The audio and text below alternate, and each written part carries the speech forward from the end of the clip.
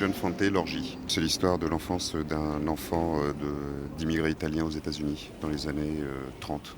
C'est sa vie en fait, il raconte son enfance et toute sa vie jusqu'à sa mort. Donc, c'est un choix personnel parce que j'en ai déjà lu d'autres et puis je continue à lire la suite. Il a une écriture qui est agréable et je pense qu'il y en a beaucoup déjà qui le connaissent, John Fante. C'est vraiment le plaisir de lire uniquement et le plaisir de lire cet auteur.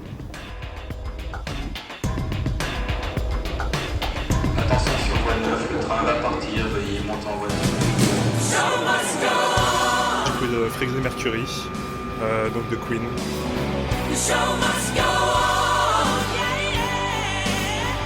Ça fait maintenant 4-5 ans que j'écoute ça, de temps en temps, quoi, j'aime bien. Alors Queen, pour moi, ouais, c'est un ensemble.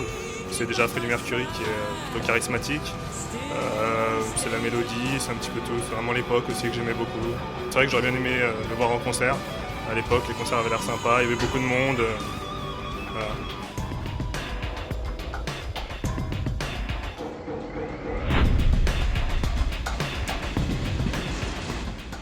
Je lis actuellement Delphine de Vigan, No et moi, prix des libraires.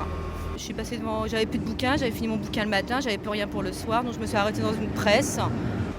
Alors c'est une jeune fille, bien sous tout rapport, riche, surdouée, qui a évidemment sauté 2 classes, qui décide de faire un reportage pour un exposé sur une sans domicile fixe. Elle prend contact avec une sans domicile fixe dans la rue, qu'elle va finir par inviter chez elle, qui va habiter chez elle et qu'elle va bien entendu réhabiliter. Voilà, j'en suis donc à peu près là. Une vague histoire d'amour se trame entre la gamine surdouée et le plus mauvais de la classe, qui est cependant un très beau garçon. Il y a un truc entre la jeune fille de la rue et le gars qui est pas bon. Enfin,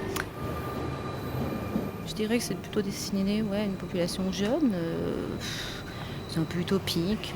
Il y a un peu tous les clichés dedans. Mais c'est bien écrit, je peux pas dire, c'est bien écrit. Moi, c'est le premier roman de Delphine de Vigan que je lis effectivement. C'est pas mon type de lecture. Voilà, je me suis gourée.